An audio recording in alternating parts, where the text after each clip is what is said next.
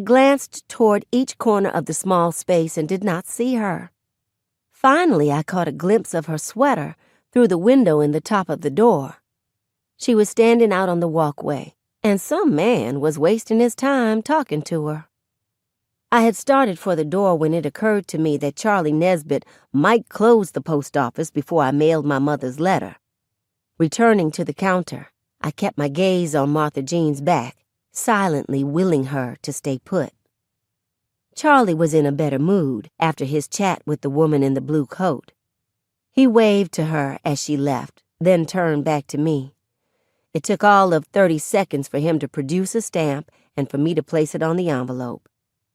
Outside, the sky had grown darker and the temperature colder. I buttoned my corduroy coat up to my neck, then stepped up beside Martha Jean. The man who stood facing her glanced over at me as I approached, and I glared at him. He was a dark, wiry-looking young man with processed waves in his hair. I had apparently caught him by surprise in the middle of speaking. He was missing a tooth at the top, on the right side. His nose was short and wide above a thin mustache, and he barely had eyes to mention, just narrow little slits below angular eyebrows. He stood about 5'10", give or take, tall enough to look down on me and Martha Jean. "Mister, why are you bothering my sister?"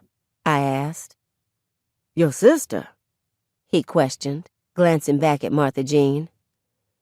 "My sister," I repeated defiantly. He flashed a lopsided smile. "What makes you think I'm bothering her?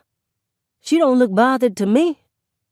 It was a statement of fact. Martha Jean was studying him the way she studied the images on Miss Pearl's television screen, with interest and something akin to appreciation.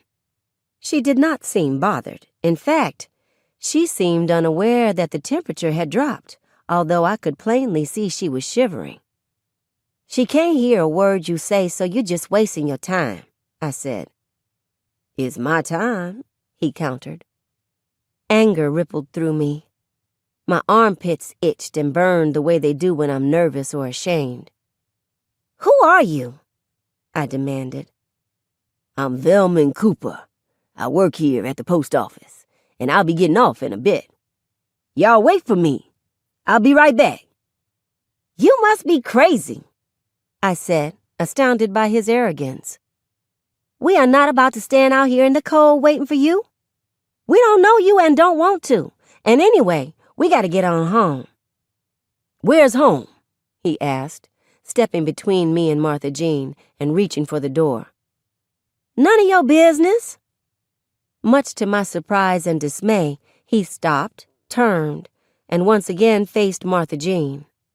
He pointed to his watch, then put both hands up. "Wait," he said, and entered the post office.